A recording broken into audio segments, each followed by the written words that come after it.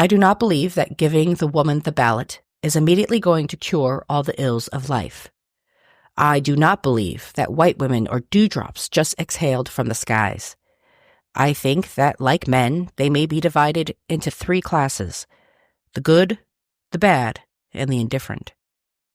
The good would vote according to their convictions and principles, the bad as dictated by prejudice or malice, and the indifferent will vote on the strongest side of the question with the winning party. You white women speak here of rights. I speak of wrongs. I, as a colored woman, have had in this country an education which has made me feel as if I were in the situation of Ishmael, my hand against every man, and every man's hand against me. Frances Harper, 1866. Welcome to Civics and Coffee. My name is Alicia, and I am a self-professed history nerd. Each week, I'm going to chat about a topic on U.S. history and give you both the highlights and occasionally break down some of the complexities in history and share stories you may not remember learning in high school, all in the time it takes to enjoy a cup of coffee.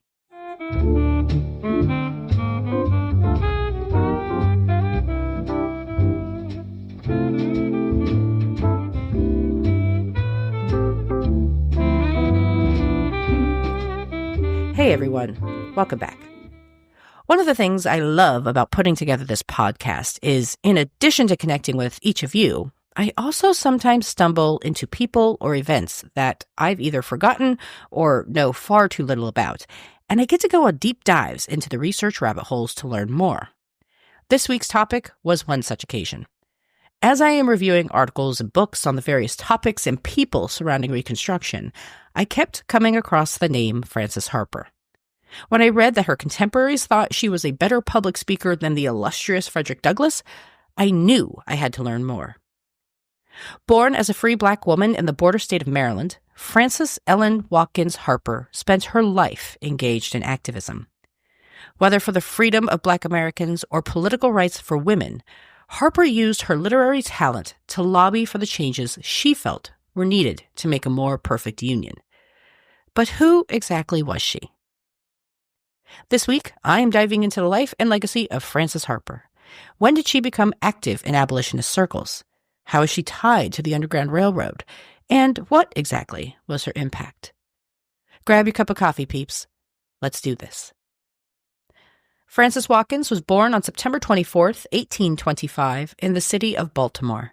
She was an only child and lost both parents by the time she was 3 years old, leaving her an orphan.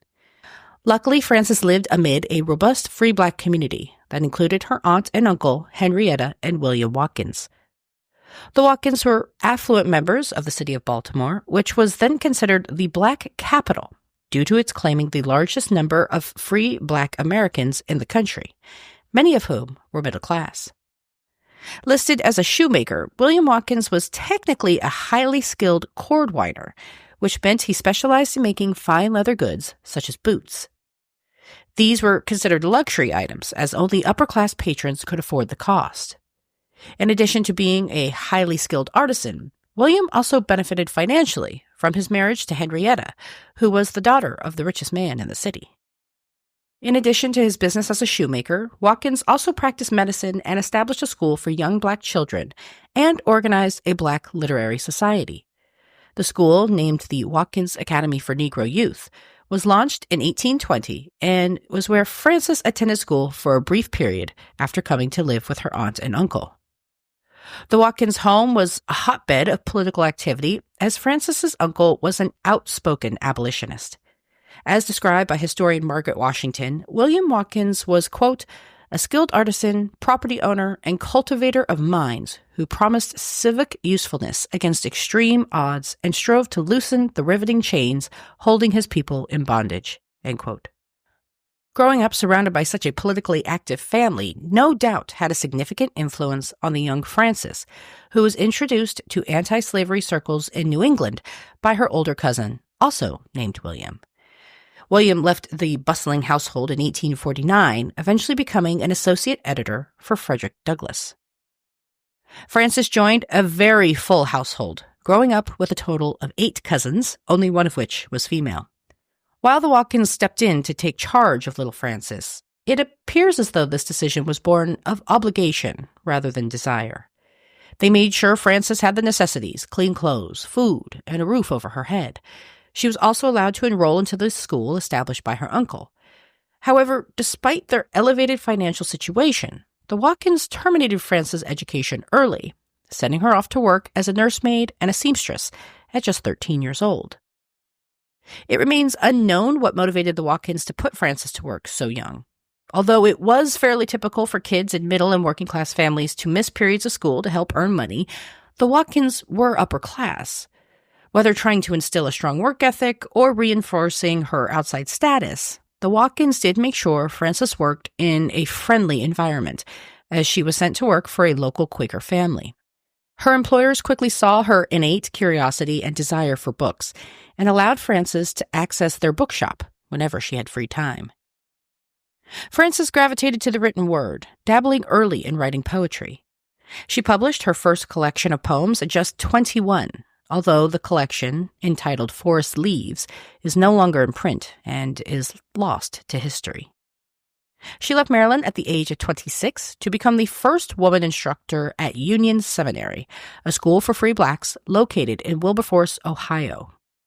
She spent a year teaching domestic science before moving to Pennsylvania, where she called on the Pennsylvania Anti-Slavery Society, where she hoped to join the abolitionist cause.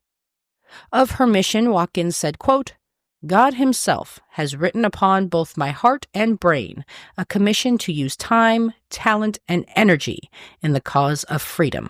End quote. If you're passionate about civics, history, and shaping the future of our democracy, I've got an event you won't want to miss. The 36th Annual National Service Learning Conference happening March 26th through 28th, 2025 in St. Paul, Minnesota.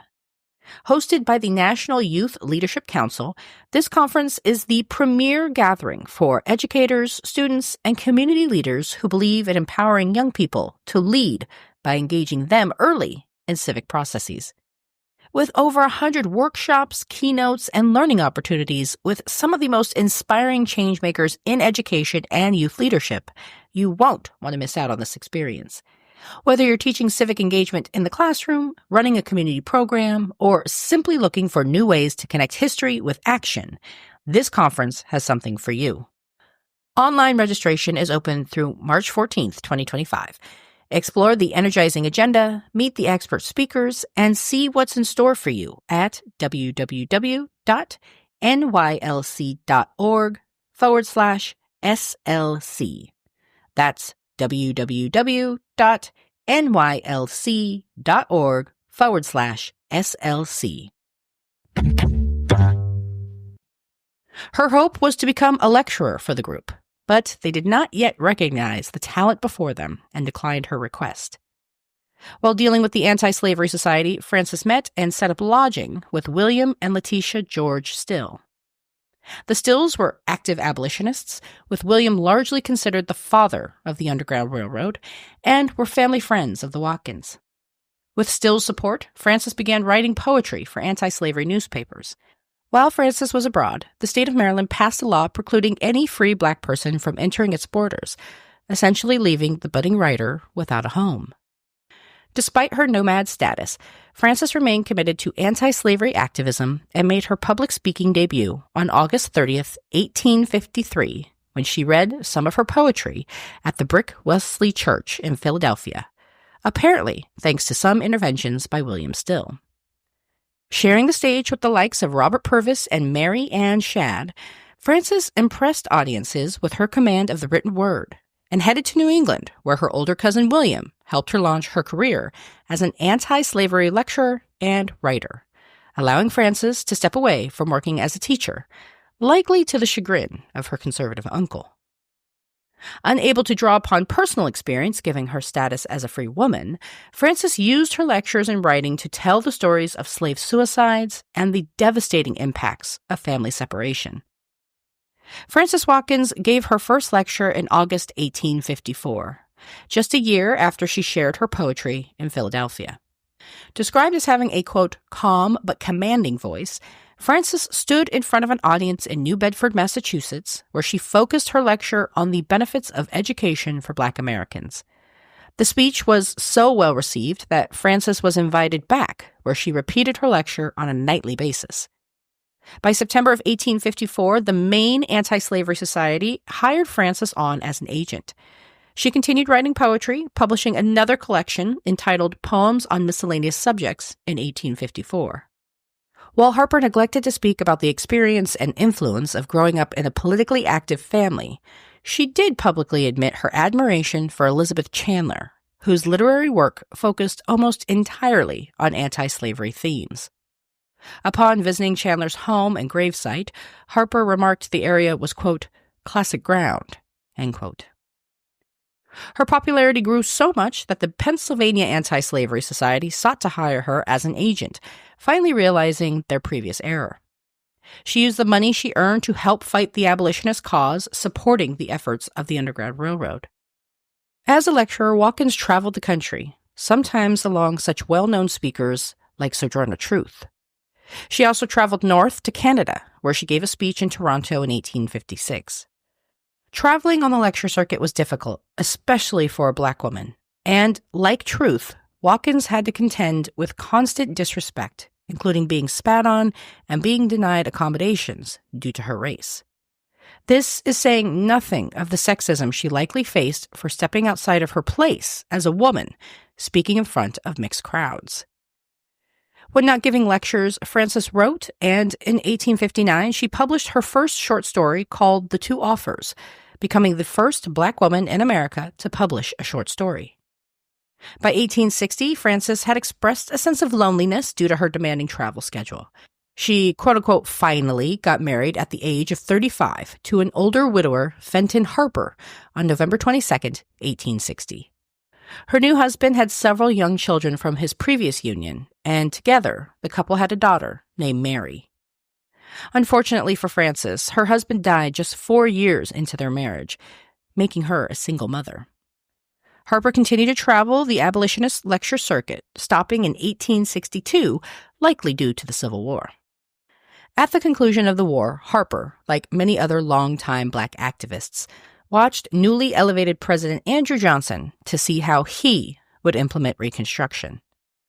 Of course, by now you all know that Johnson sided overwhelmingly with the Southern elite, focusing on restoring the country rather than rebuilding it.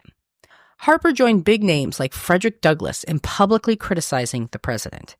In her speech entitled The National Salvation, she asked pointedly, quote, "So today, Andrew Johnson stands at the head of the government, a man who is striking hands with the rebels of the South.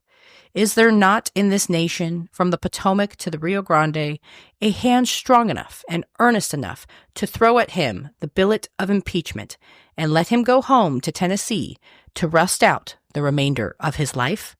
End quote. Although she spent a majority of her career engaged in the fight for Black freedom, Frances Watkins Harper was also a supporter of temperance and women's rights. Speaking at the National Women's Rights Convention in New York in 1866, Harper urged activists to include Black women in their fight for suffrage. The speech, known as We Are All Bound Up Together, and a portion of which I read at the start of the episode, highlighted the double burden of racism and sexism that plagued Black women. Harper's speech was likely influential, as the following day attendees held a meeting to organize the American Equal Rights Association to seek voting rights for both Black Americans and women. Unfortunately, the organization eventually split over the debate on whether to support the 15th Amendment in 1869.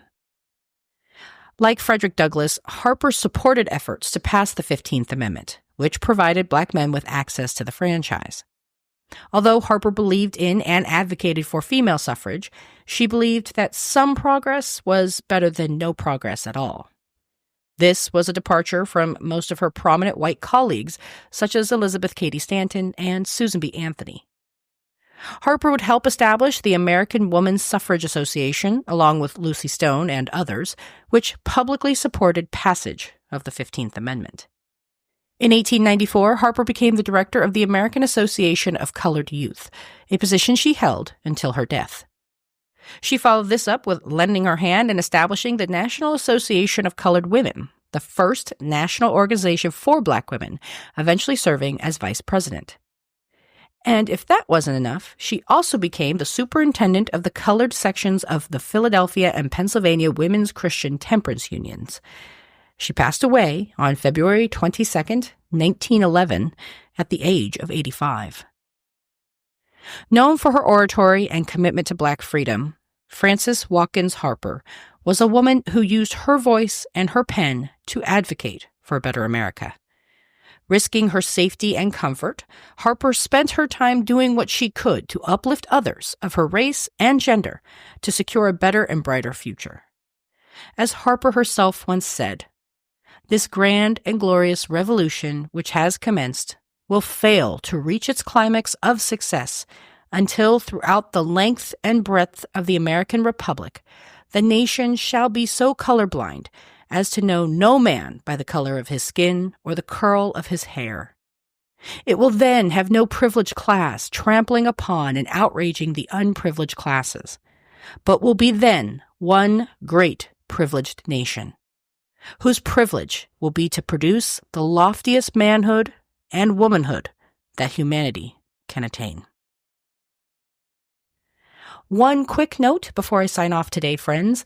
I wanted to say a big thank you to the latest member of the Patreon, Brian. As you know, I recently launched a Patreon for lovers of civics and coffee, where you get treats like historically themed stickers and access to bonus content. If you want to learn more about the Patreon, be sure to check out the website at www.civicsandcoffee.com. Thanks, peeps. I'll see you next week. Thanks for tuning in, and I hope you enjoyed this episode of Civics and Coffee. If you want to hear more small snippets from American history, be sure to subscribe wherever you get your podcasts. Thanks for joining me, and I look forward to our next cup of coffee together.